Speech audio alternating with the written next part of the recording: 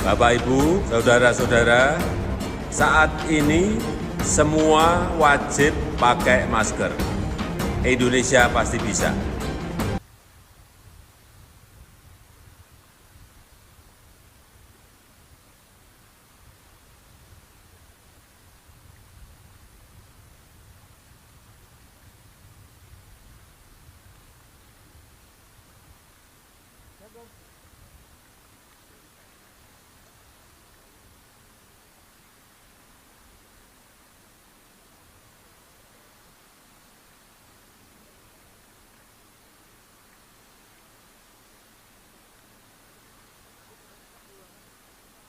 Lagu kebangsaan.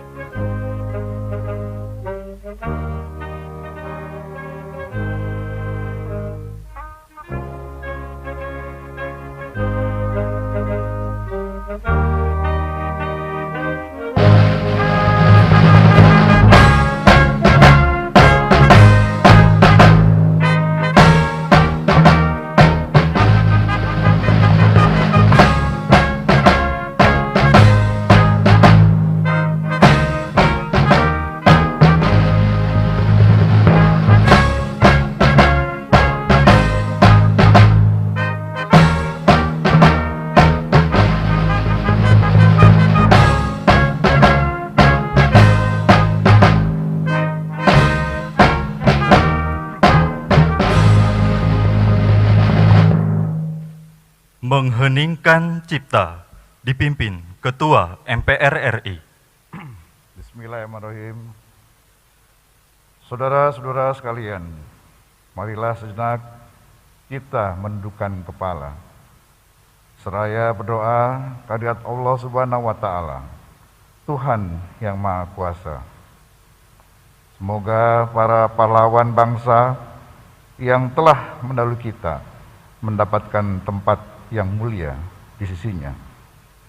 Dan kepada kita semua selalu diberikan kesehatan, kekuatan untuk melanjutkan perjuangannya. Mengheningkan cipta, mulai.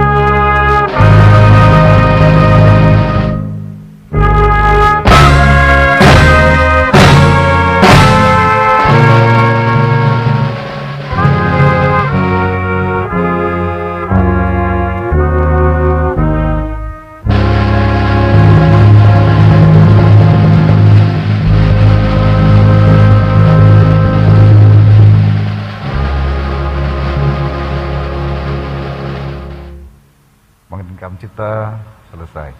Hadirin disilahkan duduk kembali.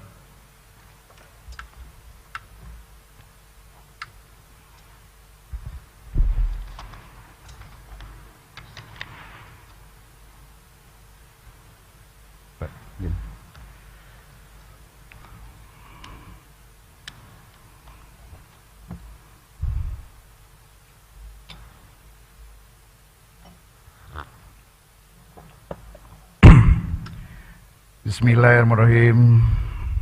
Assalamualaikum warahmatullahi wabarakatuh. Selamat pagi, salam sejahtera untuk kita semua. Om Swastiastu, Namo Buddhaya, salam kebajikan. Yang kami hormati Presiden Republik Indonesia Bapak Insinyur Haji Joko Widodo, Wakil Presiden Republik Indonesia Bapak Profesor Dr. Kiai Haji Ma'ruf Amin, Presiden Republik Indonesia kelima Ibu Profesor Dr. Honoris Causa Megawati Soekarno Putri, Presiden Republik Indonesia keenam Bapak Profesor Dr. Haji Susilo Bambang Yudhoyono, Wakil Presiden Republik Indonesia ke-6 Bapak Jenderal TNI Purnawirawan Tri Sutrisno, Bapak Wakil Presiden Republik Indonesia ke-9 Bapak Dr. Haji Hamzahas MA PSD, Wakil Presiden Republik Indonesia ke-10 dan ke-12 Bapak Dr. Andes HM Yusuf Kala, Wakil Presiden Republik Indonesia ke-11 Bapak Profesor Dr. Budiono, Ketua Dewan Perwakilan Rakyat Ibu Dr. Honoris Causa Puan Maharani, Ketua Dewan Perwakilan Daerah Bapak Lanyala Mahfud Mataliti, Ketua Badan Pemeriksa Keuangan Bapak Dr. Agung Firman Sampurna, Ketua Mahkamah Agung Bapak Profesor Dr. Haji Muhammad Sarifuddin, Ketua Mahkamah Konstitusi Bapak Dr. Anwar Usman, Ketua Komisi Yudisial Bapak Profesor Dr. Mukti Fajar Nur Dewata, para Wakil Ketua Majelis Permusyawaratan Rakyat, para pimpinan lembaga-lembaga negara, para Ketua Fraksi MPR dan kelompok DPD, Ketua Fraksi DPR, dan perwakilan subwilayah DPD, para anggota MPR yang hadir secara virtual, yang mulia para Duta Besar Negara Sahabat, para Menteri Kabinet Indonesia Maju, Panglima TNI dan Kapolri, seluruh masyarakat diaspora Indonesia, para insan pers, media cetak dan elektronik dalam dan luar negeri, para undangan serta teristimewa seluruh rakyat Indonesia yang berbahagia. Sebagai catatan daftar hadir yang disampaikan Sekretariat Jenderal, sampai saat ini telah hadir 363 anggota dari 311 anggota MPR, DPR, DPD, baik yang diundang hadir secara fisik maupun secara virtual, dan telah menandatangani daftar hadir. Dengan demikian, berdasarkan ketentuan pasal 66 ayat 5 Peraturan Tata Tertib MPR dan pasal 281 ayat 1 dan pasal 254 ayat 5 Peraturan Tata Tertib DPR serta pasal 261 ayat 5 Peraturan Tata Tertib DPD, sidang telah memenuhi syarat untuk dibuka. Dengan mengucapkan Bismillahirrahmanirrahim, sidang paripurna dalam rangka sidang tahunan MPR dan sidang bersama DPR dan DPD dengan agenda mendengarkan pidato Presiden, penyampaian laporan kinerja lembaga-lembaga negara dan peringatan hari ulang tahun ke-76 kemerdekaan Republik Indonesia kami buka dan dinyatakan terbuka untuk umum. Sidang majelis dan dewan, hadirin sekalian yang kami muliakan. Sebagai insan yang beriman, marilah kita senantiasa memanjatkan puji dan syukur kehadirat Allah Subhanahu wa Ta'ala, Tuhan yang Maha Esa. Karena atas limpahan rahmat dan karunia-Nya, kita semua diberikan kekuatan dan kesehatan untuk menjalankan tugas konstitusional kita masing-masing, melaksanakan pengabdian kita kepada masyarakat, bangsa, dan negara. Rasa syukur yang mendalam juga patut kita persembahkan di tengah keprihatinan bersama menghadapi pandemi COVID-19. Kita masih dapat melaksanakan agenda penting kenegaraan, yaitu sidang tahunan MPR dan sidang bersama DPR dan DPD untuk kedua kalinya yang dilaksanakan pada masa pandemi. Alhamdulillah, sidang tahunan MPR telah menjadi konvensi ketatanegaraan yang terus terpelihara dengan baik, serta memberikan warna tersendiri dalam kehidupan demokrasi dan ketatanegaraan kita. Menjadi forum untuk menegakkan kedaulatan rakyat, mengembangkan demokrasi sekaligus wahana untuk menumbuhkan kepercayaan masyarakat terhadap lembaga-lembaga negara sebagai pelaksana kedaulatan rakyat. Untuk itu izinkan kami selaku pimpinan dan anggota MPR, DPR dan DPD menyampaikan terima kasih dan penghargaan yang setinggi-tingginya kepada Saudara Presiden Republik Indonesia, Bapak Insinyur Haji Joko Widodo, Saudara Wakil Presiden Republik Indonesia, Bapak Profesor Dr. Kiai Haji Ma'ruf Amin, serta seluruh pimpinan lembaga negara atas perkenannya hadir secara fisik memenuhi undangan kami dalam sidang tahunan MPR dan sidang bersama DPR dan DPD. Ada burung di atas dahan, dahannya ada di pohon beringin. Saya ucapkan salam pembukaan kepada semua para hadirin. Sidang majelis dan dewan, hadirin sekalian yang kami muliakan. Di tengah keprihatinan kita menghadapi pandemi COVID-19, kita juga wajib bersyukur dan menyambut dengan sukacita karena esok hari bangsa Indonesia akan memasuki usianya yang ke-76 tahun. Sudah sepatutnya kita memberikan penghormatan yang setinggi-tingginya kepada para pejuang bangsa yang telah mengorbankan tenaga, harta, bahkan jiwanya untuk meraih kemerdekaan Indonesia.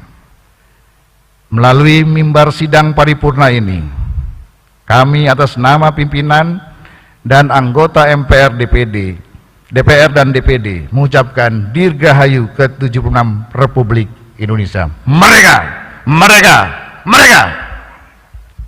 Dengan semangat proklamasi 17 Agustus 1945, mari kita gelorakan semangat untuk mewujudkan visi Indonesia masa depan menjadi negara yang merdeka, bersatu, berdaulat, adil dan makmur, berdasarkan Pancasila sebagaimana termaktub dalam pembukaan Undang-Undang Dasar Negara Republik Indonesia tahun 1945. Menjadi tugas dan tanggung jawab kita semua setelah 76 tahun Indonesia merdeka, kita lahirkan generasi muda yang tangguh, bersatu dan optimis sehingga memiliki kesiapan untuk mengambil alih estafet kepemimpinan nasional guna mewujudkan cita-cita bangsa menuju era Indonesia Emas 2045. Sidang majelis dan dewan, hadirin yang kami muliakan. Meskipun sidang tahunan MPR pada hari ini dilaksanakan dengan penuh kesederhanaan, namun kami meyakini semangat kebangsaan kita mampu membangkitkan semangat para penyelenggara negara untuk terus bekerja dan berkinerja melaksanakan amanat rakyat sesuai dengan rambu-rambu konstitusional yang telah ditetapkan oleh Undang-Undang Dasar Negara Republik Indonesia tahun 1945. Sungguh dalam 2 tahun terakhir ini, dunia dan kita bangsa Indonesia tengah diuji dengan badai pandemi COVID-19 yang berdampak luas terhadap berbagai dimensi kehidupan bermasyarakat, berbangsa, dan bernegara. Tidak hanya masalah kesehatan manusia dan kemanusiaan, tetapi lebih luas lagi terasa dampaknya dalam dinamika dan stabilitas kehidupan ideologi, politik, ekonomi, sosial, dan budaya, bahkan dalam bidang pertahanan dan keamanan negara. Kita semua masyarakat Indonesia merasakan dampaknya, baik yang tinggal di perkotaan maupun di pedesaan, utamanya semakin melemahnya ketahanan ekonomi masyarakat akibat menurunnya pendapatan karena pemutusan hubungan kerja dan tidak adanya kesempatan atau lapangan kerja. Dampak lainnya adalah hilangnya kesempatan berusaha akibat terbatasnya aktivitas ekonomi masyarakat, modal, dan investasi untuk menopang perekonomian masyarakat, pengusaha kecil maupun menengah. Pandemi COVID-19 juga memaksa kita untuk beradaptasi dengan kebiasaan baru, belajar dan bekerja dari rumah, menjaga jarak, dan membiasakan diri dengan cara-cara baru, menjaga kesehatan yang juga berdampak terhadap merenggangnya kohesi sosial kita. Demikian pula di sektor pendidikan. Anak didik tidak dapat lagi melakukan pembelajaran dengan tatap muka, tetapi dengan pembelajaran jarak jauh yang mempengaruhi efektivitas dan proses belajar mengajar. Meskipun pembelajaran jarak jauh secara online juga berdampak positif terhadap kemampuan beradaptasi dalam pemanfaatan teknologi dan informasi, namun keterbatasan infrastruktur penunjang pendidikan jarak jauh akan menurunkan capaian kualitas belajar dan kelulusan siswa yang tidak hanya mengukur tingkat kecerdasan, tetapi pembentukan karakter anak didik kita. Belum lagi apabila pembelajaran jarak jauh itu dihadapkan pada ketimpangan ketersediaan infrastruktur antar wilayah, juga mengakibatkan sistem pendidikan nasional yang ada belum mampu secara efektif menjadi sarana untuk mewujudkan proses pembelajaran. Oleh karena itu, terhadap upaya-upaya pemerintah melalui sejumlah paket kebijakan dalam mengatasi pandemi COVID-19 berserta dampaknya, kami sangat mendukung sepenuhnya. Relokasi APBN dan Program Pemulihan Nasional atau PEN dalam bentuk program perlindungan sosial dengan beragam skema dan saluran, refocusing, anggaran kesehatan, realokasi, dukungan UMKM dan koperasi, bantuan langsung tunai dana desa, insentif usaha, serta potongan tarif listrik PLN adalah langkah kebijakan yang tepat untuk menangani dampak ekonomi dan sosial akibat pandemi COVID-19. Sidang majelis dan dewan hadirin sekalian yang kami muliakan, pandemi COVID tidak hanya meruntuhkan sendi-sendi ekonomi, sosial, dan budaya, tetapi secara nyata telah membuat kita semua kehilangan sahabat, kerabat, anak, istri, suami, orang tua, dan sanak saudara yang meninggal dunia akibat COVID-19. Oleh karena itu, kami menghimbau kepada seluruh masyarakat untuk terus meningkatkan disiplin protokol kesehatan, menjaga jarak, membatasi interaksi, serta melakukan vaksinisasi untuk mencegah dan menurunkan tingkat persebaran, tingkat fatalitas, dan kematian akibat COVID-19. Kami juga mengajak kepada seluruh masyarakat Indonesia untuk membangun kekuatan bersama, mendukung kebijakan pemerintah. Tidak ada lagi pengambilan paksa jenazah yang terkonfirmasi COVID-19. Tidak ada lagi pemalsuan sertifikat vaksin dan tes swab PCR. Tidak ada lagi penimbunan obat, oksigen, dan peralatan kesehatan lainnya. Serta tidak ada lagi narasi-narasi kontraproduktif yang mengganggu perhatian dan fokus kita bersama dalam menangani pandemi COVID-19. Untuk itu, kami atas nama pimpinan dan anggota MPR menyampaikan apresiasi yang setinggi-tingginya kepada pemerintah atas kerja keras, langkah dan kebijakan yang cepat dan tepat dalam rangka pelindungan terhadap seluruh warga Indonesia sebagai bagian dari pemenuhan hak-hak konstitusional seluruh warga negara Indonesia. Secara khusus, kami juga menyampaikan apresiasi kepada Satuan Tugas Penanganan COVID-19, serta para tenaga kesehatan dan relawan, jajaran Tentara Nasional Indonesia dan Kepolisian Negara Republik Indonesia, serta pihak lainnya yang telah berkontribusi dalam upaya pengendalian dan penanganan COVID-19. Apresiasi yang sama juga kami sampaikan kepada seluruh entitas masyarakat Indonesia yang telah bergotong royong membantu penanganan pandemi COVID-19 melalui gerakan solidaritas, kepedulian sosial, baik secara individu maupun kelompok. Saat perusahaan-perusahaan, kampus-kampus, organisasi massa dan profesi, komunitas-komunitas masyarakat, hingga relawan-relawan individu bersinergi dan berkolaborasi mendukung upaya pemerintah dalam menerangi COVID-19, kita semua merasakan betapa kuatnya jati diri bangsa Indonesia yang tidak dimiliki oleh bangsa-bangsa lainnya.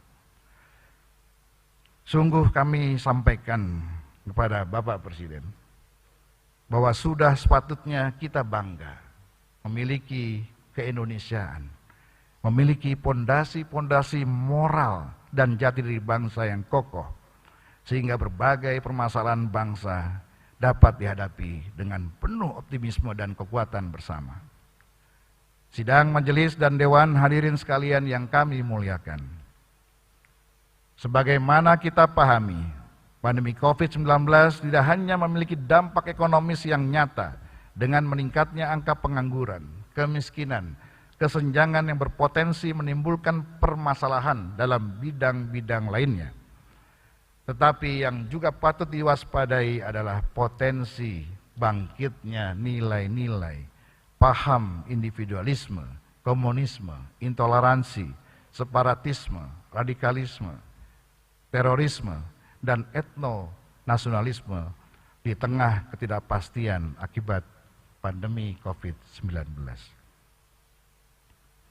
Oleh karena itu, upaya memerangi pandemi COVID-19 beserta dampaknya tidak hanya dilakukan dengan meningkatkan ketahanan tubuh kita dengan vaksinisasi, tetapi harus dibarengi dengan upaya melakukan vaksinasi ideologi untuk meningkatkan ketahanan ideologi kita. Saya ulangi, harus dibarengi dengan upaya melakukan vaksinasi ideologi untuk meningkatkan ketahanan ideologi masyarakat kita. Dalam kerangka itu, pimpinan dan seluruh anggota MPR RI dengan segala keterbatasan yang ada terus melakukan vaksinasi ideologi Pancasila melalui sosialisasi 4 pilar MPR, yaitu Pancasila sebagai ideologi dan dasar negara, Undang-Undang Dasar Negara Republik Indonesia tahun 1945 sebagai konstitusi negara, NKRI sebagai bentuk negara, dan Bhinneka Tunggal Ika sebagai semboyan negara kepada seluruh lapisan masyarakat di seluruh wilayah tanah air. Melalui vaksinasi ideologi, kami meyakini segala potensi ancaman dan gangguan yang berpotensi memecah belah persatuan dan kesatuan bangsa akan dapat dicegah dan ditangkal.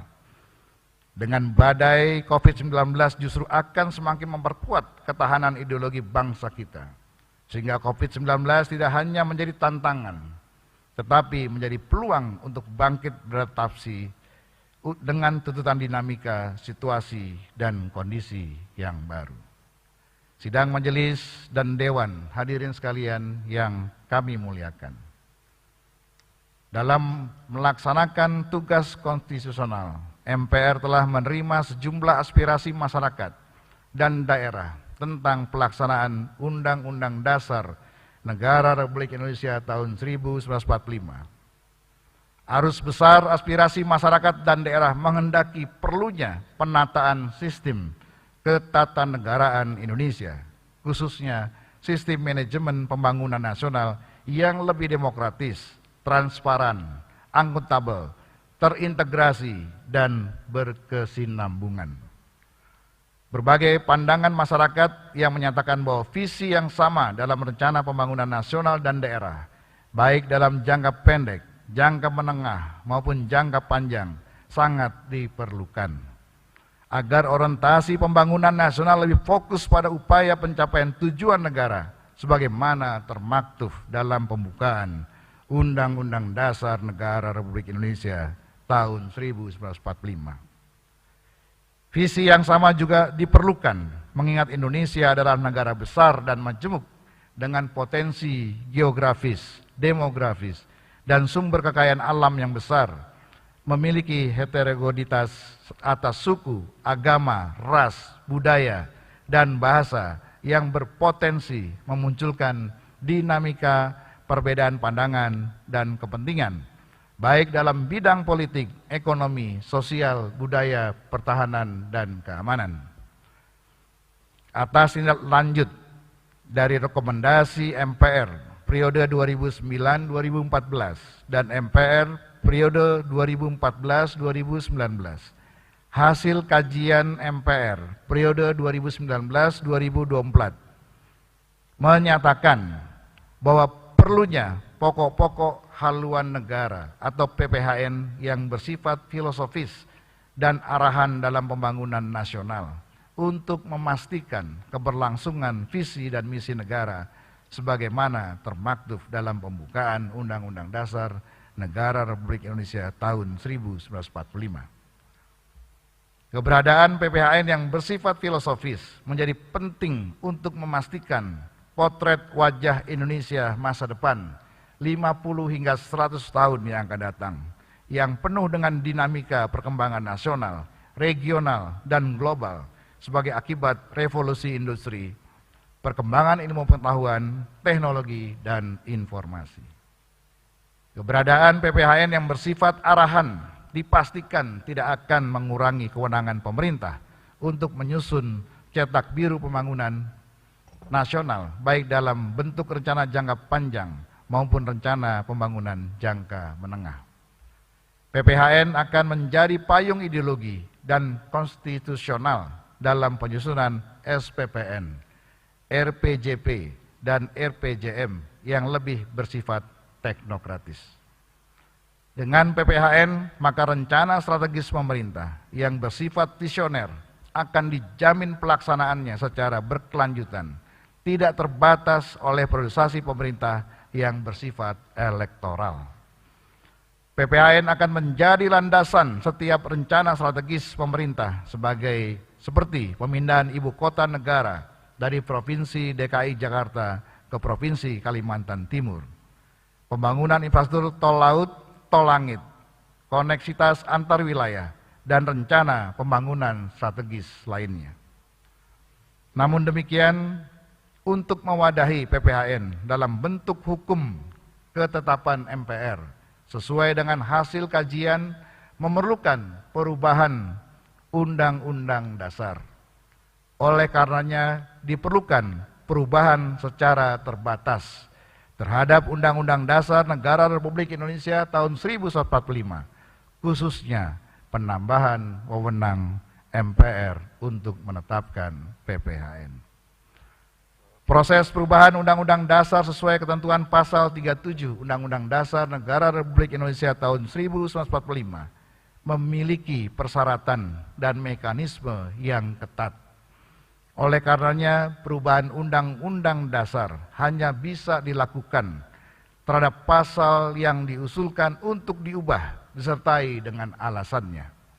Dengan demikian, perubahan terbatas tidak memungkinkan, sekali lagi, tidak memungkinkan untuk membuka kotak Pandora eksesif terhadap perubahan pasal-pasal lainnya. Apalagi semangat untuk melakukan perubahan adalah landasan filosofis politik kebangsaan dalam rangka penataan sistem ketatanegaraan yang lebih baik. Sidang majelis dan dewan hadirin yang kami muliakan, demikianlah beberapa hal yang dapat kami sampaikan terhadap perkembangan pelaksanaan wewenang dan tugas konstitusional MPR tahun 2020-2021. Selanjutnya, sebelum kita mendengarkan laporan kinerja lembaga-lembaga negara yang akan disampaikan oleh Presiden, sekaligus pidato kenegaraan Presiden dalam rangka peringatan Hari Ulang Tahun ke-76 Kemerdekaan Republik Indonesia, palu sidang akan kami serahkan kepada pimpinan DPR dan pimpinan DPD.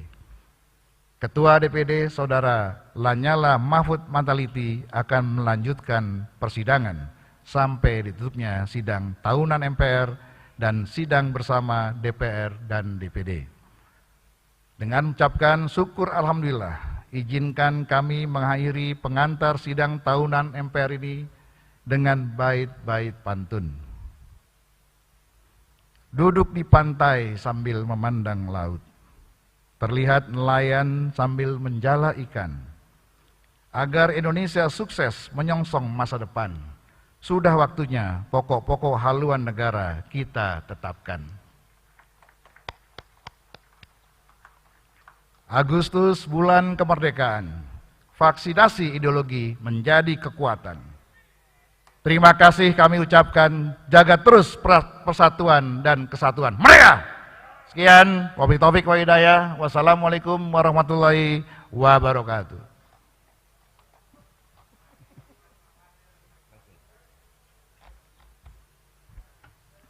Terima kasih kami sampaikan kepada Ketua MPR RI, palu sidang telah kami terima dan sidang kami lanjutkan.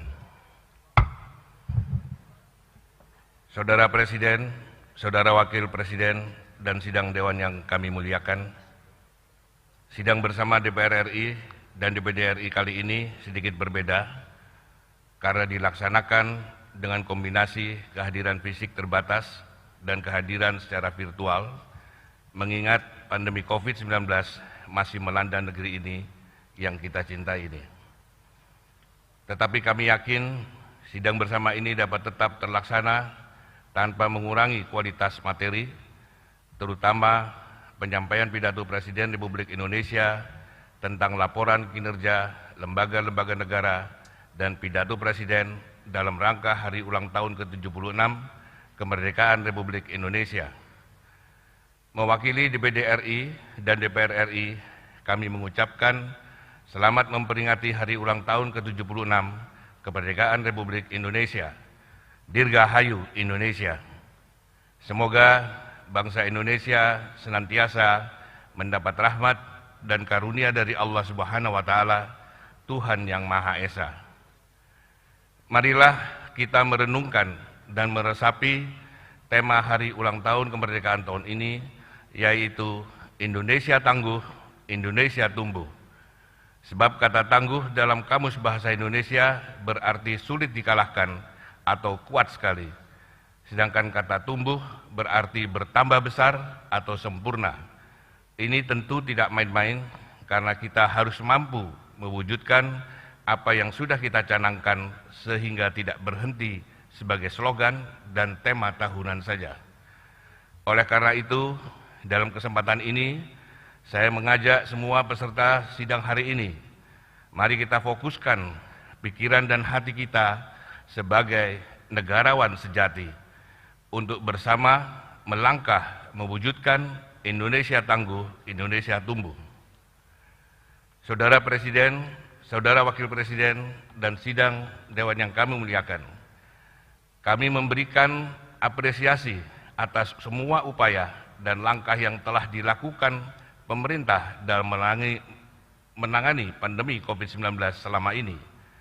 Tentu tidak mudah menangani di sektor kesehatan dengan menjaga keseimbangan di sektor ekonomi. Oleh karena itu, kami tidak setuju dengan pendapat yang mengatakan bahwa negara telah gagal dalam menangani pandemi ini. Bahwa ada kekurangan memang harus diakui. Kami juga memberi apresiasi atas kerja keras di sektor pemulihan ekonomi nasional, di mana Indonesia mampu meningkatkan laju pertumbuhan ekonomi di tengah pandemi, meskipun masih didominasi belanja konsumsi yang juga ditopang government spending dan momentum Ramadan serta Idul Fitri dan Idul Adha. Tentu kami berharap pertumbuhan ekonomi juga ditopang oleh indikator Purchasing Manager Index Manufaktur Indonesia yang baik, karena hal itu akan menunjukkan dengan terang apakah mesin ekonomi berjalan, sebab bila industri dan manufaktur berjalan berarti supply chain juga berjalan, kredit bank bergulir, buruh terus bekerja, dan market menyerap barang. Kami juga berharap industri yang berjalan bukan hanya didominasi industri farmasi saja, tetapi juga industri yang padat karya lainnya. Memang di setiap musibah dan bencana selalu ada hikmah. Pandemi COVID-19 ini juga memberikan hikmah, dan hikmah terbesar adalah kita sebagai bangsa mengetahui kelemahan-kelemahan fundamental yang selama ini belum terungkap secara terang benderang. Tentu hikmah ini bukan untuk direnungi saja, tetapi menjadi titik awal pekerjaan besar bangsa ini ke depan. Dengan pandemi ini, kita menyaksikan dan melihat sendiri bagaimana ketahanan sektor kesehatan kita. Ketika terjadi ledakan korban COVID-19, rumah sakit nyaris kolaps, tenaga medis berguguran, fasilitas kesehatan dan alat medis yang kekurangan di sana-sini. Juga kualitas kesehatan masyarakat kita yang ternyata rentan dengan komorbid. Kita jadi mengetahui dengan terang benderang bagaimana industri alat kesehatan kita yang masih didominasi produk impor, sementara beberapa anak bangsa yang mencoba memproduksi sejumlah alat pendukung medis di tengah pandemi belum mendapat kepercayaan dari kita sendiri, mulai dari ventilator sampai vaksin merah putih dan vaksin Nusantara. Pandemi juga memberikan hikmah kepada kita di sektor pendidikan yang selama ini tidak terbuka secara terang benderang, yaitu kualitas pembelajaran ketika dihadapkan kepada pola baru, belajar dari jarak jauh atau online, termasuk kesiapan dukungan sarana dan dukungan infrastruktur di desa dan pelosok negeri. Pandemi juga memberi hikmah kepada kita tentang ketahanan sektor sosial bangsa ini, terutama bagaimana negara hadir menjangkau masyarakat yang membutuhkan bantuan sosial. Penyempurnaan database terhadap penerima bantuan harus menjadi pekerjaan kita hari ini, apalagi dengan karakteristik penduduk yang memiliki mobilitas urbanisasi yang tinggi, ditambah dengan banyaknya penduduk yang belum tersentuh akses perbankan. Pandemi juga memberi hikmah sekaligus pekerjaan besar kepada kita untuk memikirkan ulang bagaimana ketahanan ekonomi bangsa ini di sektor produksi dalam negeri, mulai dari skala UKM hingga menengah besar. Kita sudah melihat bagaimana UMKM yang mengandalkan transaksi langsung di pasar merasakan dampak dari konsekuensi pembatasan sosial. Sementara marketplace melalui sejumlah unicorn lebih banyak diisi barang impor dan hanya menjadikan anak bangsa kita sebagai dropshipper dan pedagang yang membuka toko saja. Saudara Presiden, Saudara Wakil Presiden, dan sidang Dewan yang kami muliakan, tentu banyak hikmah dan tugas berat yang masih harus kita kerjakan sebagai negara yang diharapkan tangguh dan tumbuh ini. Tetapi yakinlah bahwa setelah kesulitan pasti ada kemudahan. Selama kita tidak berputus asa terhadap rahmat dan karunia Tuhan yang Maha Esa. Negara ini negara besar karena lahir dari kerajaan dan kesultanan Nusantara yang telah memiliki peradaban yang unggul. Para raja dan sultan Nusantara juga secara langsung turut membentuk lahirnya negara ini melalui dukungan mereka kepada para pendiri bangsa saat itu. Tercatat dalam sejarah bagaimana para sultan dan raja Nusantara memberikan sumbangan mereka kepada Indonesia di awal kemerdekaan. Salah satunya sumbangan uang 13 juta gulden dari Sultan Siak dan pesawat kepresidenan serta emas Monas dari tokoh dan rakyat Aceh. Demikian juga sumbangsih para tokoh pejuang kemerdekaan yang terdiri dari tokoh pergerakan, militer, ulama, dan agamawan, hingga kaum terdidik dan cendekiawan yang telah menyumbangkan pikiran jernih mereka dalam sidang BPU PKI dan PPKI dalam menyiapkan kemerdekaan Indonesia, yang kemudian menghasilkan karya agung bangsa ini, yaitu Pancasila dan Undang-Undang Dasar 1945. Karena itu, tidak mengherankan bila Presiden Soekarno mengingatkan kita semua agar jangan sekali-sekali meninggalkan sejarah. Karena sejarah bangsa ini tangguh, kita mewarisi negara besar, negara yang seharusnya mampu memakmurkan rakyatnya dan mewujudkan keadilan sosial bagi seluruh rakyat Indonesia. Karena Indonesia adalah bangsa yang dicita-citakan sebagai negara kesejahteraan yang beragama. Oleh karena itu, dalam konstitusi di pasal 29 ayat 1 disebutkan bahwa negara berdasar atas ketuhanan yang Maha Esa. Sehingga konsekuensinya dalam mengatur kehidupan rakyatnya, negara harus berpegang pada kosmologi dan spirit ketuhanan, sehingga kebijakan yang dibuat perlu diletakkan dalam kerangka etis dan moral agama, termasuk menjauhi dan menghindari perilaku koruptif. Sehingga tidak heran bila semua pejabat dan pemangku kekuasaan disumpah dengan menyebut nama Tuhan sesuai agamanya. Oleh karena itu, marilah kita melihat dan merasakan suasana kebatinan para pendiri bangsa ini yang telah merumuskan tujuan hakiki dari lahirnya bangsa ini, seperti termaktub dalam pembukaan Undang-Undang Dasar kita, dengan bertanya kepada diri kita sendiri, apakah perjalanan bangsa ini semakin menuju cita-cita para pendiri bangsa? Saudara Presiden, Saudara Wakil Presiden, dan sidang Dewan yang kami muliakan, krisis global yang dipicu pandemi COVID-19 juga melahirkan peluang-peluang baru, imajinasi-imajinasi baru, dan pemikiran-pemikiran baru untuk membangun kehidupan baru yang dibayangkan bisa menghindari terjadinya krisis serupa di masa depan. Karena setiap krisis besar biasanya melahirkan revolusi pemikiran untuk menjawab perubahan, dan setiap negara yang memasuki transisi menuju era baru sering ditandai dengan perubahan konstitusi, seperti dilakukan Indonesia di tahun 1999 hingga 2002 silam, ketika Indonesia menuju sistem politik yang diharapkan lebih demokratis. Hari ini sudah 19 tahun sejak amandemen konstitusi dilakukan oleh bangsa ini, dan sekarang kita pun menuju dan akan memasuki era baru pasca pandemi COVID-19 yang diikuti dengan era disruptif di hampir semua lini. Dunia dengan tatanan baru perlu dijawab dengan kesiapan kita secara fundamental, dengan menentukan arah kemandirian dan kedaulatan bangsa sebagai bagian kesiapan kita menyongsong perubahan global dan tata dunia baru.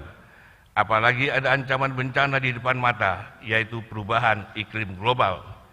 Maka sangat penting bagi kita sebagai bangsa yang besar dan tangguh memiliki arah kebijakan yang kita sepakati bersama antara eksekutif dan legislatif. Oleh karena itu, DPD RI mendukung adanya pokok-pokok haluan negara atau PPHN dalam konstitusi kita. Karena melalui PPHN kita harus mampu merumuskan kedaulatan energi, kemandirian pangan, ketahanan sektor kesehatan, sosial, ekonomi, dan pertahanan keamanan bangsa yang besar ini, termasuk kesejahteraan dan kemakmuran daerah di seluruh Indonesia. Kita harus memastikan energi baru terbarukan menjadi prioritas, termasuk keberanian kita sebagai bangsa besar untuk memanfaatkan nuklir sebagai pembangkit energi yang relatif lebih murah. Kemandirian pangan mutlak harus menjadi solusi yang harus kita wujudkan dengan bonus iklim negara tropis yang berada di lintasan khatulistiwa dengan sumber daya hutan, daratan, dan laut yang melimpah. Karena ancaman perang masa depan adalah perebutan sumber daya pangan dan air bersih. Oleh karena itu, negara harus memastikan industri-industri hulu yang dulu dibangun di era Orde Lama dan Orde Baru tidak boleh dibiarkan mati hanya karena sudah tidak efisien lagi dibanding impor. Justru sebaliknya harus kita restorasi, karena sebagai negara yang besar dan tangguh, kita mutlak memiliki heavy industry di sektor-sektor strategis, terutama untuk mewujudkan kemandirian pangan.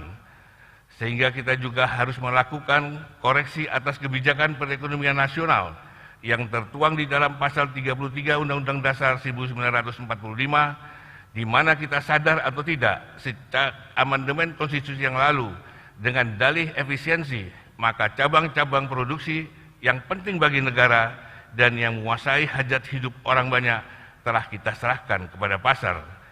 Padahal Bapak Koperasi kita, Muhammad Hatta, telah meletakkan kerangka besar perekonomian nasional dengan pendekatan koperasi yang harus dimaknai sebagai cara atau sarana untuk berhimpun dengan tujuan untuk memiliki secara bersama-sama alat industri atau sarana produksi. Sehingga para anggota koperasi sama persis dengan para pemegang saham di lantai bursa.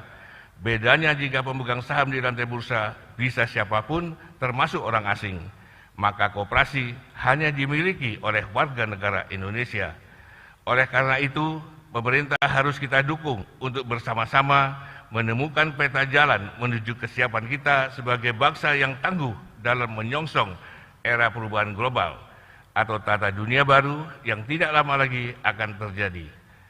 Setiap negara pasti berjuang untuk melindungi dan memastikan kepentingan rakyat dan warga negaranya terjamin.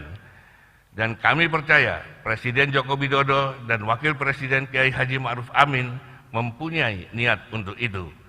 Dan DPD RI tidak akan berhenti menyuarakan kepentingan rakyat di daerah yang kami dapat dari seluruh penjuru tanah air, dari Sabang sampai Merauke, dari Miangas sampai Rote.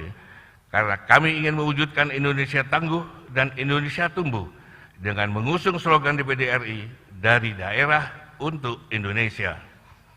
Saudara Presiden, Saudara Wakil Presiden, dan sidang Dewan yang kami muliakan, sampailah kita pada puncak agenda sidang tahunan MPR RI dan sidang bersama ini, dan kita akan mendengarkan pidato kenegaraan Presiden Republik Indonesia. Kepada Saudara Presiden, kami persilahkan.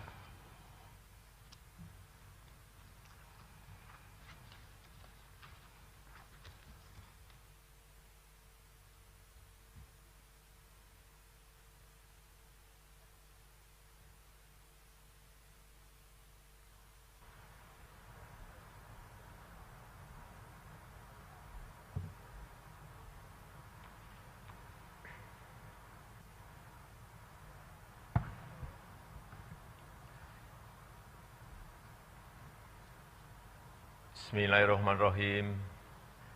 Assalamualaikum warahmatullahi wabarakatuh. Selamat pagi, salam sejahtera bagi kita semuanya. Om Swastiastu, Namo Buddhaya, salam kebajikan. Yang saya hormati Wakil Presiden Republik Indonesia, Bapak Profesor Kiai Haji Ma'ruf Amin. Yang saya hormati Ketua, para Wakil Ketua, dan para anggota MPR Republik Indonesia. Yang saya hormati Ketua, para Wakil Ketua, dan para anggota DPR Republik Indonesia. Yang saya hormati Ketua, para Wakil Ketua, dan para anggota DPD Republik Indonesia. Yang saya hormati Ketua, para Wakil Ketua, dan para anggota lembaga-lembaga negara. Yang saya hormati Ibu Hajah Megawati Soekarno Putri, Presiden Republik Indonesia kelima. Yang saya hormati Bapak Susilo Bambang Yudhoyono, Presiden Republik Indonesia ke-6. Yang saya hormati Bapak Tri Sutrisno dan Bapak Hamzahas. Yang saya hormati Bapak Muhammad Yusuf Kalla beserta Ibu Mufidah Yusuf Kalla. Yang saya hormati Bapak Budiono beserta Ibu Herawati Budiono. Yang saya hormati Yang Mulia para Duta Besar negara-negara sahabat dan para pimpinan perwakilan badan dan organisasi internasional. yang saya hormati para Menteri Kabinet Indonesia Maju, serta Panglima TNI dan Kapolri, yang saya hormati para Ketua Umum partai-partai politik, yang saya hormati hadirin saudara-saudara sebangsa dan setanah air. Krisis, resesi, dan pandemi itu seperti api. Kalau kita bisa hindari, kalau bisa kita hindari. Tetapi jika hal itu tetap terjadi, banyak hal yang bisa kita pelajari. Api memang membakar, tetapi juga sekaligus menerangi. Kalau terkendali, dia menginspirasi dan memotivasi. Dia menyakitkan, tetapi sekaligus juga bisa menguatkan. Kita ingin pandemi ini menerangi kita untuk mawas diri, memperbaiki diri, dan menguatkan diri kita dalam menghadapi tantangan masa depan. Pandemi ini seperti kawah candra di muka, yang menguji, yang mengajarkan, dan sekaligus mengasah. Pandemi memberikan beban yang berat kepada kita, beban yang penuh dengan risiko-risiko, dan memaksa kita untuk menghadapi dan mengelolanya. Semua pilar kehidupan kita diuji, semua pilar kekuatan kita diasah. Ketabahan, kesabaran, ketahanan, kebersamaan, kepandaian, dan kecepatan kita, semuanya diuji dan sekaligus diasah. Ujian dan asahan menjadi dua sisi mata uang yang tidak terpisahkan.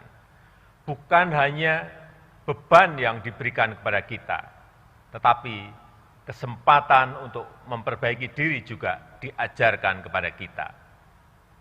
Tatkala ujian itu terasa semakin berat, asahannya juga semakin meningkat.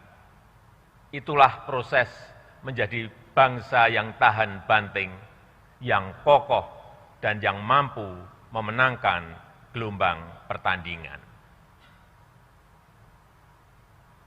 Bapak, Ibu, dan saudara-saudara sebangsa dan setanah air. Perjalanan sejarah bangsa Indonesia telah melalui etapa-etapa ujian yang berat. Alhamdulillah, kita berhasil melampauinya.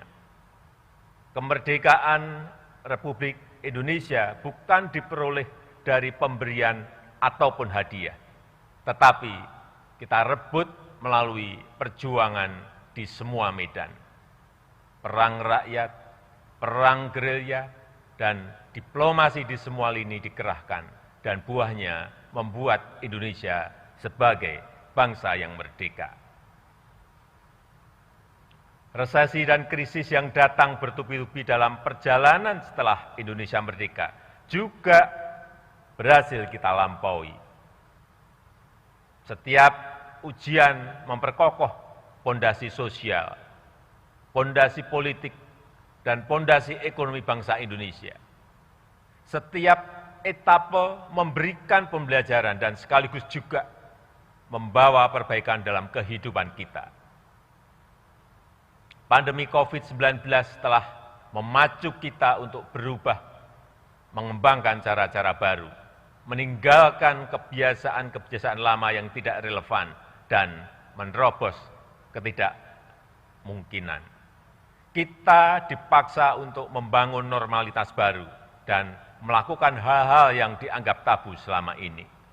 Memakai masker, menjaga jarak, tidak bersalaman, dan tidak membuat keramaian adalah kebiasaan baru yang dulu dianggap tabu. Bekerja dari rumah, belajar daring, pendidikan jarak jauh, serta rapat dan sidang secara daring telah menjadi kebiasaan baru yang dulu kita lakukan dengan ragu-ragu. Di tengah dunia yang penuh disrupsi sekarang ini, karakter berani untuk berubah, berani untuk mengubah, dan berani untuk mengkreasi hal-hal baru merupakan fondasi untuk membangun Indonesia maju. Kita telah berusaha bermigrasi ke cara-cara baru di era revolusi industri 4.0 ini, agar bisa bekerja lebih efektif, lebih efisien, dan lebih produktif. Adanya pandemi COVID-19 sekarang ini, akselerasi inovasi semakin menyatu dalam keseharian kehidupan kita. Bapak, Ibu, dan saudara-saudara yang saya hormati. Selama 1,5 tahun diterpa pandemi telah terjadi penguatan yang signifikan dalam perilaku dan infrastruktur kesehatan kita, dan sekaligus penguatan kelembagaan nasional kita. Kesadaran, partisipasi, dan kegotong royongan masyarakat menguat luar biasa. Kelembagaan pemerintah lintas sektor dan lintas lembaga negara serta antara pusat dan daerah sampai dengan desa juga mengalami konsolidasi.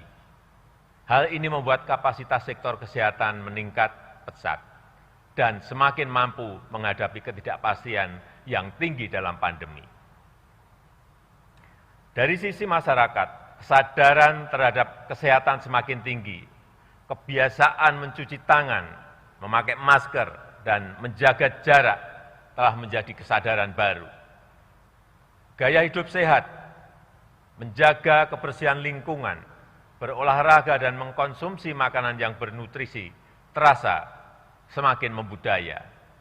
Hal ini merupakan modal besar untuk menuju masyarakat yang lebih sehat dan dalam pengembangan SDM yang berkualitas. Kesadaran dan antusiasme masyarakat untuk divaksin, memperoleh layanan kesehatan, memperoleh pengobatan, serta saling peduli untuk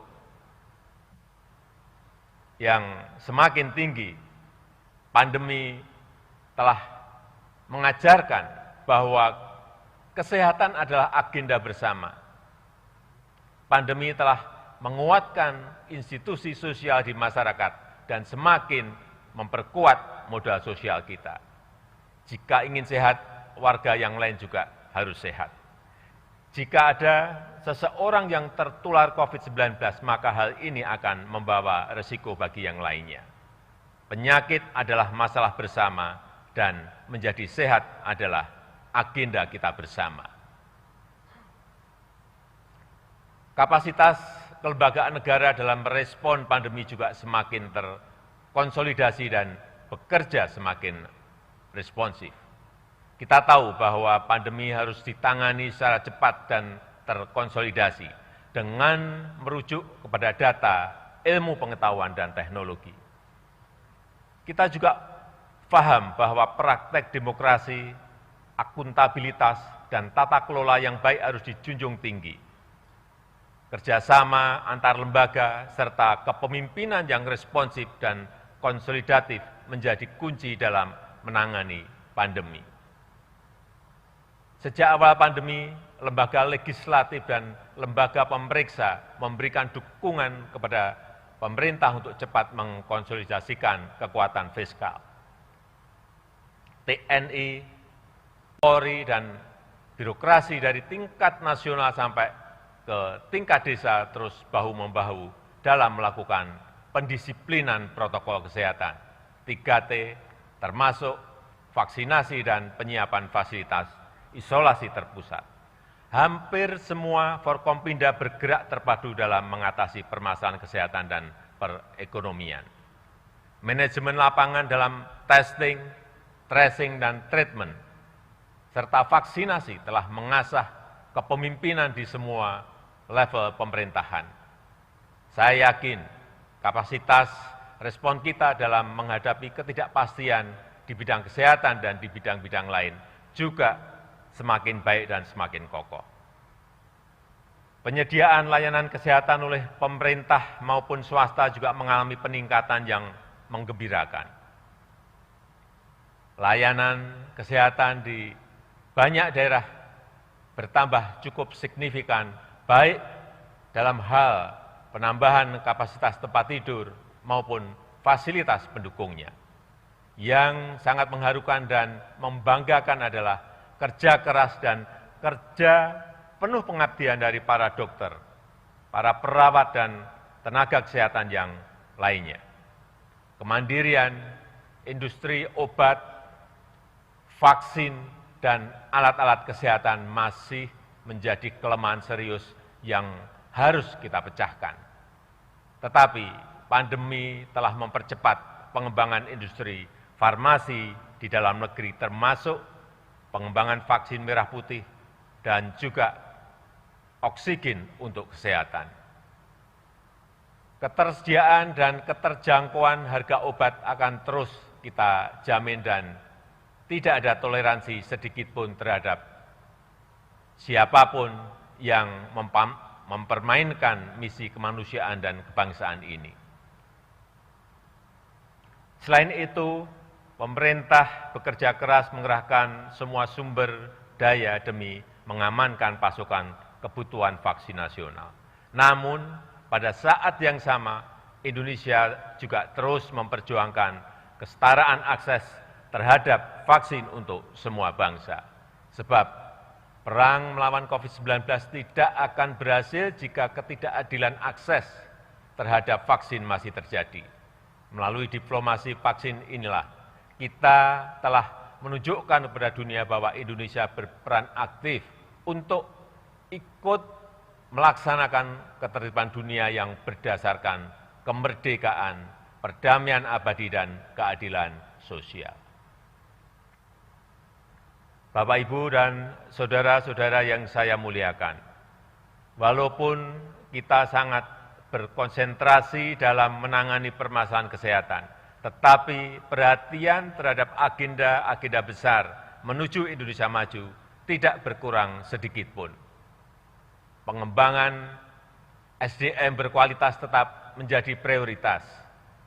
Penyelesaian pembangunan infrastruktur yang memurahkan logistik untuk membangun dari pinggiran dan mempersatukan Indonesia terus diupayakan. Reformasi struktural dalam rangka memperkuat pembangunan ekonomi yang inklusif dan berkelanjutan tetap menjadi agenda utama.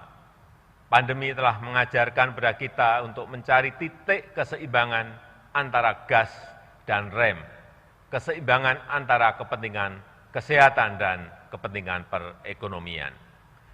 Dalam mengambil keputusan, pemerintah harus terus merujuk pada data, serta kepada ilmu pengetahuan dan teknologi terbaru.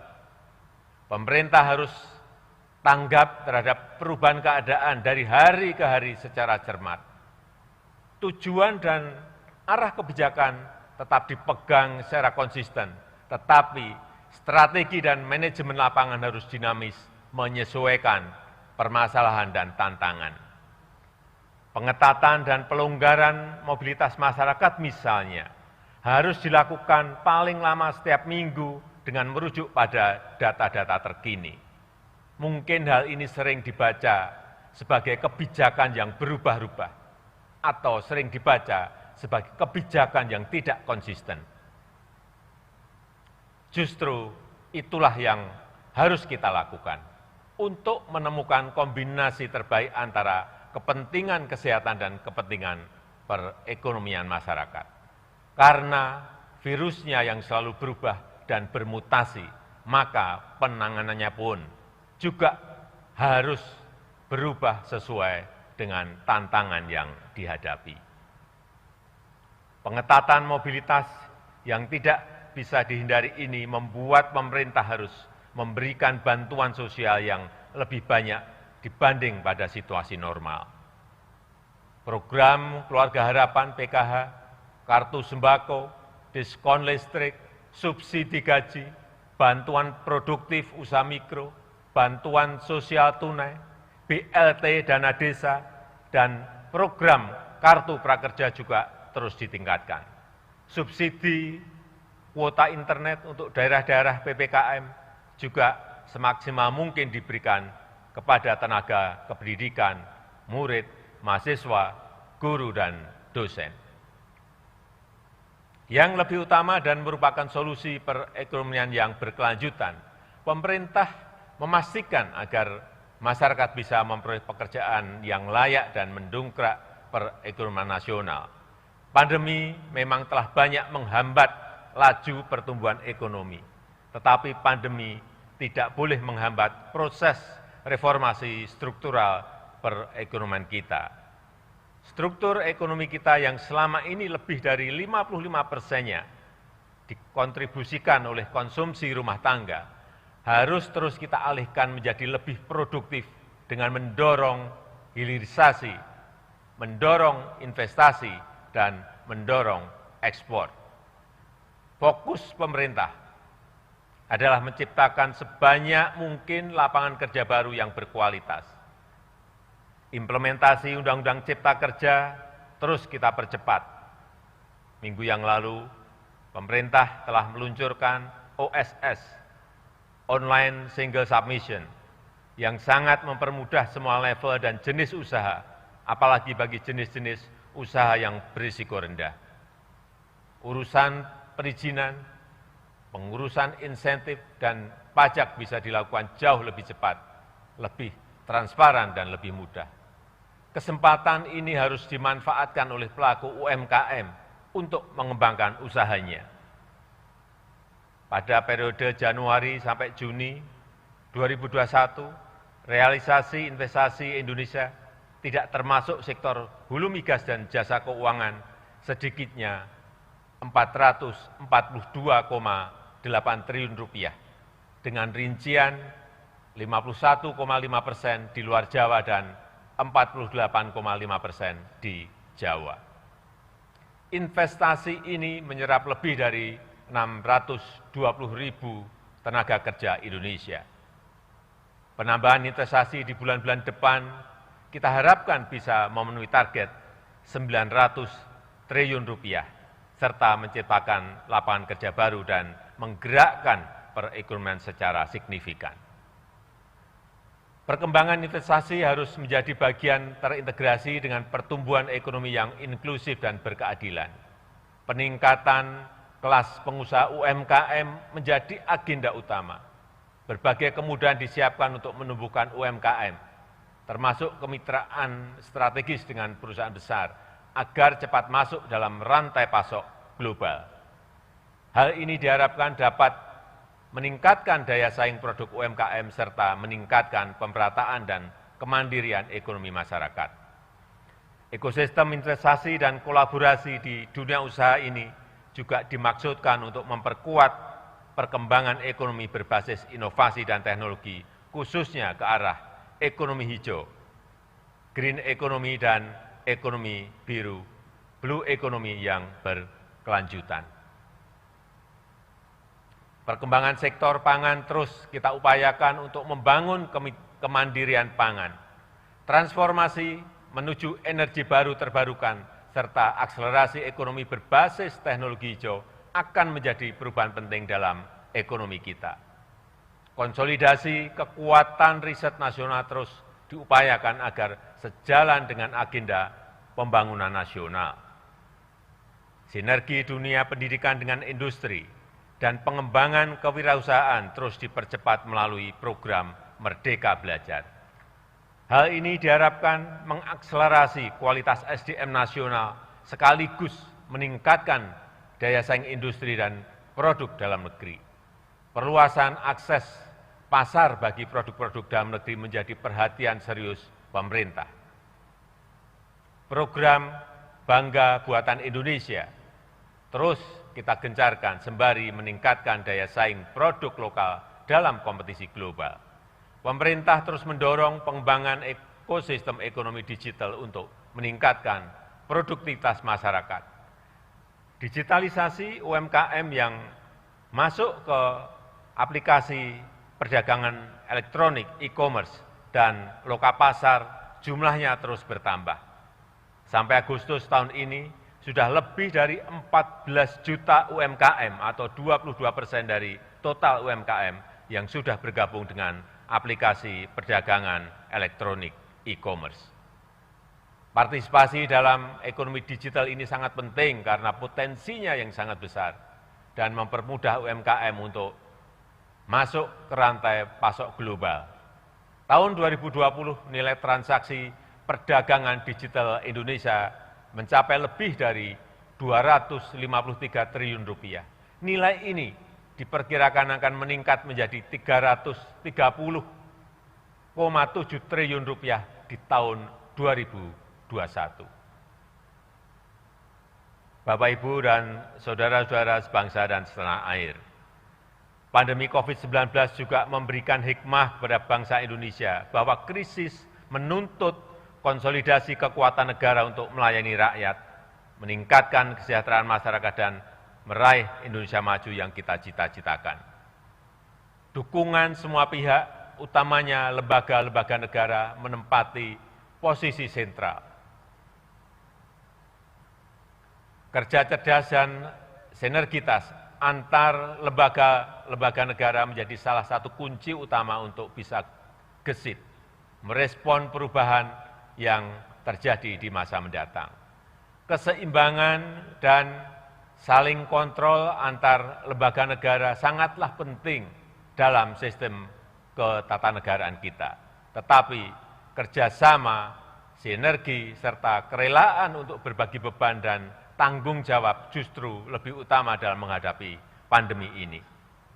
Saya mengucapkan terima kasih yang sebesar-besarnya kepada lembaga-lembaga negara, juga kepada Bank Indonesia, Otoritas Jasa Keuangan, Lembaga Penjamin Simpanan, Komisi Pemberantasan Korupsi, dan Ombudsman Republik Indonesia, termasuk Komisi Pemilihan Umum dan Badan Pengawas Pemilihan Umum atas dukungannya yang konsisten dan produktif selama ini. Saya mengapresiasi para anggota MPR RI dengan program 4 pilarnya yang terus konsisten memperkokoh ideologi Pancasila, Undang-Undang Dasar 1945, NKRI, dan Bhinneka Tunggal Ika. Agenda MPR untuk mengkaji substansi dan bentuk hukum pokok-pokok haluan negara juga perlu diapresiasi untuk melandasi pembangunan Indonesia yang berkelanjutan lintas kepemimpinan. Menghadapi pandemi yang membutuhkan penanganan yang luar biasa, DPR RI bersama pemerintah juga telah bekerja keras dan bersinergi untuk membangun fondasi hukum bagi penanganan COVID-19. Selain penanganan masalah kesehatan, DPR bersama pemerintah berhasil menyelesaikan Undang-Undang Cipta Kerja yang merupakan Omnibus Law pertama di Indonesia yang menjadi pilar utama reformasi struktural di negara kita. Selain itu, dengan berbagai macam inovasi, DPR terus melakukan penjaringan aspirasi masyarakat dan menjalankan pengawasan terhadap pelaksanaan program-program pemerintah. DPD RI juga terlibat aktif dalam pembahasan rancangan undang-undang, termasuk terkait dengan kebijakan anggaran, serta melakukan pengawasan, utamanya terhadap pelayanan publik dan pelaksanaan undang-undang tentang desa. Peran ini memberikan kontribusi dalam ketepatan penanganan pandemi dan sekaligus dalam perbaikan kelembagaan pemerintah daerah ke depan. Di tengah kebutuhan pemerintah untuk bertindak cepat menyelamatkan masyarakat dari pandemi, peran pemeriksaan yang dilakukan oleh BPK RI juga telah dilakukan beberapa penyesuaian. Situasi pandemi bukan situasi normal dan tidak bisa diperiksa dengan standar situasi normal. Yang utama adalah menyelamatkan rakyat. Menyelamatkan rakyat adalah hukum tertinggi dalam bernegara. Inovasi BPK untuk mewujudkan akuntabilitas untuk semua di negara kita patut untuk dihargai. Saya mengapresiasi upaya-upaya BPK untuk memberikan informasi temuan pemeriksaan agar ditindaklanjuti oleh pemerintah, baik di pusat maupun di daerah. Walaupun di era pandemi, kecepatan kerja dalam pelayanan peradilan juga tidak bisa ditunda, bahkan harus dipercepat. Proses administrasi dan persidangan perkara di Mahkamah Agung secara elektronik telah mampu mempercepat penanganan perkara. Bahkan dengan adanya aplikasi peradilan elektronik e-court telah mempermudah dan meningkatkan jumlah perkara yang dibawa ke pengadilan. Demikian pula halnya dengan Mahkamah Konstitusi yang juga menggelar persidangan melalui daring. Munculnya banyak permohonan keadilan yang terkait dengan undang-undang dan juga perkara pilkada telah membuat MK mampu menyelesaikan perkara tepat waktu. Keberadaan sistem peradilan berbasis elektronik telah memfasilitasi terselenggaranya layanan publik secara cepat, transparan, dan akuntabel. Komisi Yudisial juga harus tetap produktif di era pandemi, baik dalam seleksi calon hakim agung, menangani laporan masyarakat, pemantauan perkara persidangan, serta pelanggaran kode etik hakim. Dengan kerja keras dan inovasi yang dilakukan, KAY telah berhasil meningkatkan kinerjanya di tengah pandemi COVID-19 ini. Bapak, Ibu, dan saudara-saudara sekalian yang saya hormati, pandemi telah mengingatkan kepada kita untuk peduli kepada sesama. Penyakit yang diderita oleh seseorang akan menjadi penyakit bagi semuanya. Penyelesaian pribadi tidak akan pernah menjadi solusi. Penyelesaian bersama menjadi satu-satunya cara. Dengan budaya yang selalu saling peduli dan saling berbagi, masalah yang berat ini bisa lebih mudah diselesaikan. Mari kita pegang teguh nilai-nilai toleransi, Bhinneka Tunggal Ika, gotong royong, dan Pancasila dalam bermasyarakat, berbangsa, dan bernegara. Kita lewati ujian pandemi dan ujian-ujian lain setelah ini dengan usaha yang teguh, disertai dengan doa pengharapan yang tulus. Kita jaga kesehatan kita, disiplin diri dalam protokol kesehatan, serta saling menjaga dan saling membantu.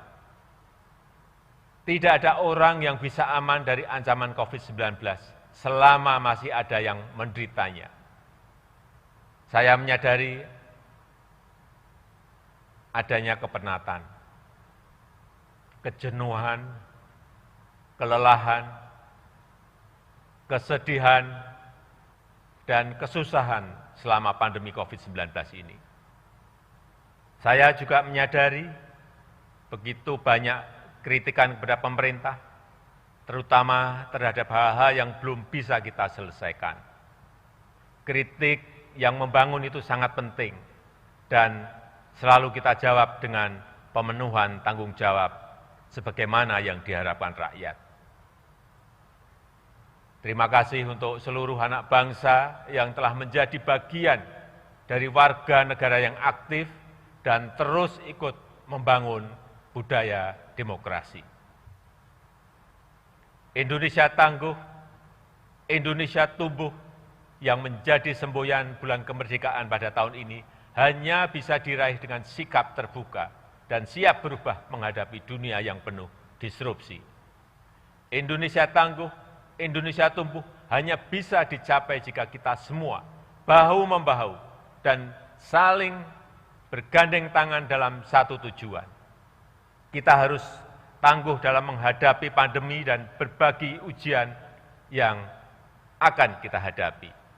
Dan kita harus terus tumbuh dalam menggapai cita-cita bangsa. Semoga Allah SWT, Tuhan yang Maha Kuasa, senantiasa meridhoi dan mempermudah upaya bangsa Indonesia dalam meraih Indonesia maju yang kita cita-citakan.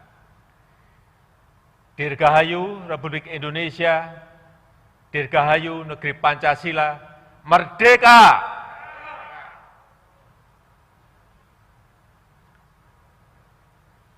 Busana yang saya pakai ini adalah pakaian adat suku Baduy.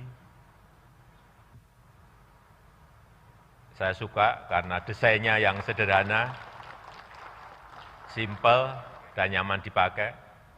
Saya juga ingin mengucapkan terima kasih kepada Pak Jaro Saija, Tetua Adat Masyarakat Baduy, yang telah menyiapkan baju adat ini. Terima kasih. Wassalamualaikum warahmatullahi wabarakatuh. Om Santi Santi Santi Om. Namo Buddhaya. Salam kebajikan.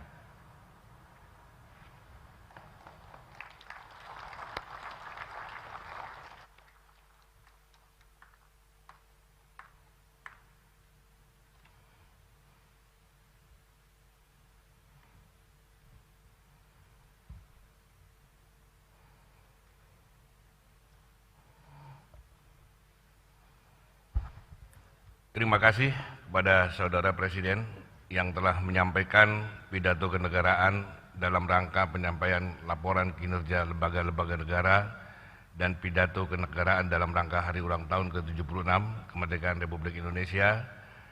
Selanjutnya kami persilahkan Saudara Habib Nabil Al-Musawah, Wakil Ketua Komisi Dakwah Majelis Ulama Indonesia, untuk membacakan doa.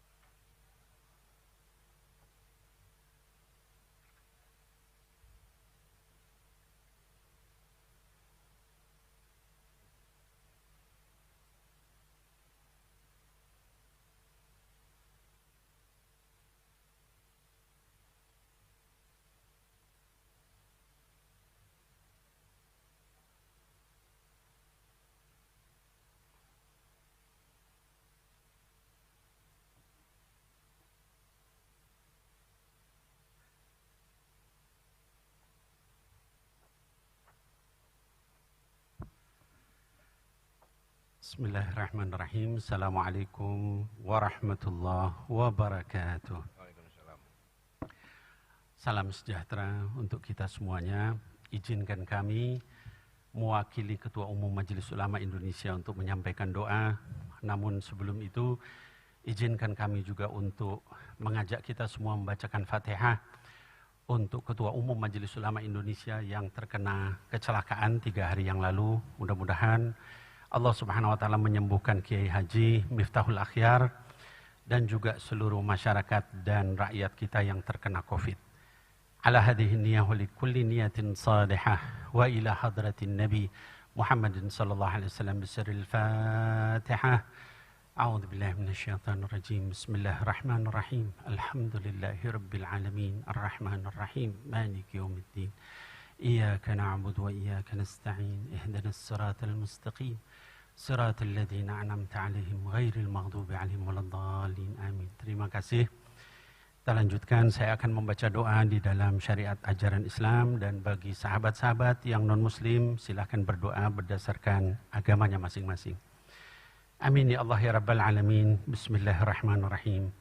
Allahumma inna nahmaduka wa nasta'inuka wa nastahdik wa na'udhu bika wa natawakkalu alaik wa nuthni alaikal khaira kullah. Ya Allah, sesungguhnya kami memujimu, meminta tolong kepadamu, dan memohon petunjuk darimu. Kami berlindung dan bertawakal kepadamu, dan kami memujimu dengan segala kebaikan.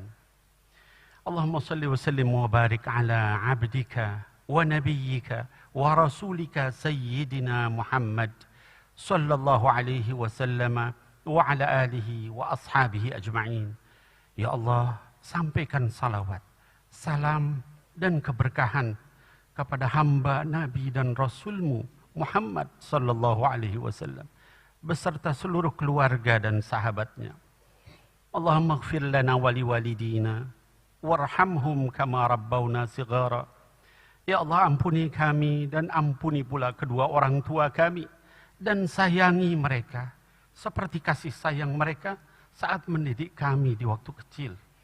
Rabbana zalamna anfusana wa illam taghfir lana wa tarhamna lanakunanna minal khasirin. Ya Allah, kami sudah menzolimi diri kami sendiri. Jika Engkau tidak mengampuni dan merahmati kami, pasti kami termasuk orang-orang yang merugi. Allahumma inna nas'aluka ridhaka wal jannah wa ma qarraba ilaiha min qawlin wa amalin, wa na'udzu bika min sakhatika wan nar wa ma qarraba ilaiha min qawlin wa amalin. Ya Allah, kami memohon kepadamu ridha dan syurgamu, serta semua ucapan maupun perbuatan kami yang bisa mendekatkan kami kepada syurgamu. Dan kami berlindung kepadamu, ya Allah, dari murka dan nerakamu, serta semua ucapan maupun perbuatan kami yang bisa mendekatkan kami kepada neraka itu. Allahumma ja'alna minal maqbulin fi hadha syahr al-haram, wa khussana fihi bil ajri al-wafir wal ata al-jazil. Ya Allah, jadikan kami termasuk orang-orang yang diterima semua amalnya di bulan kemuliaan, yaitu bulan Muharram ini. Dan berikanlah kepada kami pahala dan anugerah yang melimpah.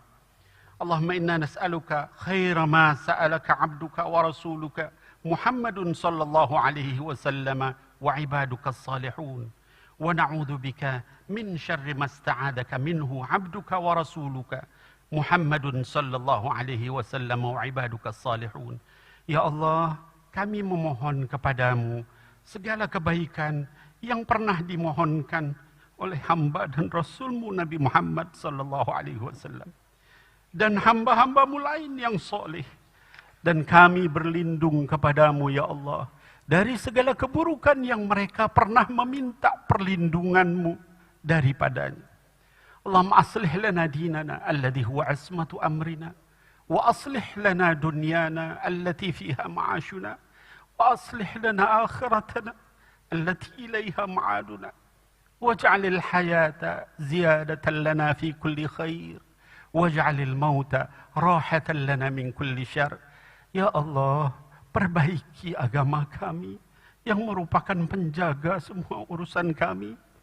Perbaiki dunia kami, ya Allah, yang menjadi tempat kami mencari nafkah. Dan perbaiki akhirat kami, ya Allah, karena hanya kepadanya kami akan kembali. Dan jadikan kehidupan kami sebagai penambah semua jenis kebaikan. Dan jadikan kematian kami sebagai pembebasan bagi kami dari semua beban dan derita, ya Allah. Allahumma rahmataka narju, fala takilna ila anfusina tarfat ain, wa aslih lana sya'nana kullah, la ilaha illa anta. Ya Allah, hanya rahmatmu yang kami harapkan. Maka jangan Engkau sandarkan kami untuk mengurus diri kami walau hanya sekejap mata saja. Dan perbaiki olehmu, ya Allah, semua urusan kami. Karena sesungguhnya hanya Engkaulah Tuhan kami. Allahumma tahhir qulubana minan nifaq, wa a'malana minar riya, wa alsinatana minal kadhib, wa a'yunana minal khiyanah. Innaka ta'lamu kha'inatal a'yun, wa ma tukhfis sudur. Ya Allah, bersihkan hati kami dari kemunafikan, bersihkan amal kami dari riya, bersihkan lisan kami dari dusta, bersihkan mata kami dari khianat. Karena sesungguhnya Engkau maha mengetahui pengkhianatan mata dan apa yang kami sembunyikan dalam dada. Allahumma kfina bihalalika an haramik, wa bita'atika an ma'siyatik, wa bifadlika amman siwak, ya hayyu ya qayyum, ya dal jalali wal ikram. Ya Allah, cukupkan kami dengan yang halal daripada yang haram. Cukupkan kami dengan ketaatan kepadamu dari bermaksiat kepadamu. Dan cukupkan kami dengan karuniamu dari selainmu. Wahai yang maha hidup, lagi berdiri sendiri. Allahumma aslih wulata umurina. Allahumma aslih wulata umurina. Allahumma aslih wulata umurina. Wa wafiqhum lil'adli fi ra'ayahum. Warrifqi bihim. i'tina bimasalihihim wahabbibhum ila ra'iyah wahabbibir ra'iyah ilaihim. Ya Allah, perbaiki para pemimpin kami, baik di pemerintahan, di MPR, DPR maupun DPD RI. Ya Allah, perbaiki para pemimpin kami, baik di pemerintahan, MPR, DPR maupun DPD RI. Ya Allah, perbaiki para pemimpin kami, baik di pemerintahan, MPR, DPR maupun DPD RI. Bimbing mereka semua, ya Allah, dalam menegakkan keadilan. Bimbing mereka dalam menyayangi dan memperhatikan kepentingan rakyat. Tumbuhkan kecintaan mereka kepada rakyat, ya Allah, dan kecintaan rakyat kepada mereka. Allahumma wafiqhum li siratikal mustaqim wal amali biwadhaifi dinikal qawim waj'alhum hudatan muhtadin birahmatika ya arhamar rahimin. Ya Allah, bimbing para pemimpin kami ke jalan-Mu yang lurus. Bimbing mereka agar bekerja demi agama-Mu yang benar. Jadikan para pemimpin kami semua teladan yang mendapat petunjuk dari-Mu, ya Allah. Dengan rahmat-Mu, wahai Zat yang Maha Penyayang. Allahumma aslih ahwala ra'iyyatana wa biladana wa arkhis as'arahum wa aminhum fi awtanihim. Ya Allah, ya Tuhan kami, berikan kepada rakyat kami di negeri kami dalam hari ulang tahun yang ke-76 ini, perbaiki keadaan mereka, ya Allah. Murahkan harga-harga kebutuhan hidup mereka dan jadikan mereka aman sentosa di tanah air mereka ini. Allah maghfir lil muslimina wal muslimat wal mu'minina wal mu'minat wa kulla ra'iyyatana ra'iyyatan andonesia wa alif baina qulubihim wa aslih dhata bainihim واهدهم سبل السلام وأخرجهم من الظلمات إلى النور وبارك لهم في أسماعهم وأبصارهم وأزواجهم وذرياتهم ما أبقيتهم واجعلهم شاكرين لنعمك مثنين بها عليك وأتمها عليهم برحمتك يا أرحم الراحمين وإنهاء لهذا الوباء. Ya Allah, ampuni kaum muslimin dan muslimat, mukminin dan mukminat, serta semua rakyat kami, rakyat Indonesia. Eratkan di antara hati mereka semua. Perbaiki hubungan sesama mereka. Tunjukkan mereka ke jalan keselamatan. Keluarkan mereka dari berbagai kegelapan menuju cahaya. Berkahi pendengaran, penglihatan, pasangan, keturunan mereka selama hidup mereka. Dan jadikan mereka orang yang mensyukuri seluruh nikmat-Mu, memuji hanya karena-Mu, dan sempurnakan nikmat itu untuk mereka, dan akhiri pandemi COVID-19 di negeri kami ini, ya Allah. Rabbana la tuzigh qulubana ba'da idh hadaitana wa hab lana min ladunka rahmah innaka antal wahhab. Ya Allah, jangan Engkau jadikan hati kami condong kepada kesesatan sesudah Engkau berikan petunjuk kepada kami. Karuniakan kepada kami rahmat dari sisi-Mu, sesungguhnya Engkau Maha Pemberi karunia. Wa sallallahu ala sayyidina Muhammadin wa ala alihi wa sahbihi ajma'in.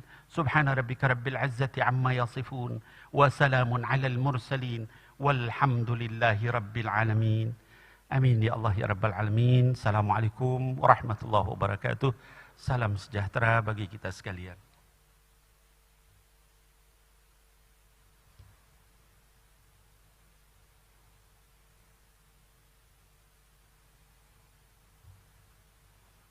Terima kasih kepada Saudara Habib Nabil Al-Musawa yang telah membacakan doa. Semoga Allah Subhanahu wa Ta'ala, Tuhan yang Maha Kuasa, mengabulkan doa dan harapan kita bersama. Amin ya rabbal alamin. Saudara Presiden, Saudara Wakil Presiden, dan sidang Dewan yang kami muliakan, dengan selesainya pembaca doa tadi, maka selesai sudah seluruh rangkaian acara sidang tahunan MPR RI dan sidang bersama DPR RI dan DPD RI hari ini.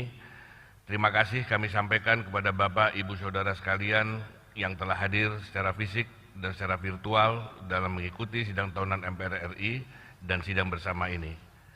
Sebelum menutup sidang, izinkan saya membacakan penggalan lirik lagu karya Iwan Fals yang berjudul Bangunlah Putra Putri Ibu Pertiwi. Terbanglah Garudaku, singkirkan kutu-kutu di sayapmu, berkibarlah benderaku, singkirkan benalu di tiangmu, Jangan ragu dan jangan malu. Tunjukkan pada dunia bahwa sebenarnya kita mampu. Dengan mengucapkan Alhamdulillahirabbil alamin, sidang tahunan MPR RI dan sidang bersama DPR RI dan DPD RI kami tutup. Wallahu muwaffiq illa maqtumit thoriq. Wassalamualaikum warahmatullahi wabarakatuh. Salam sejahtera untuk kita semua. Santi Santi Santi Namo Buddhaya. Salam kebajikan. Hadirin dimohon berdiri.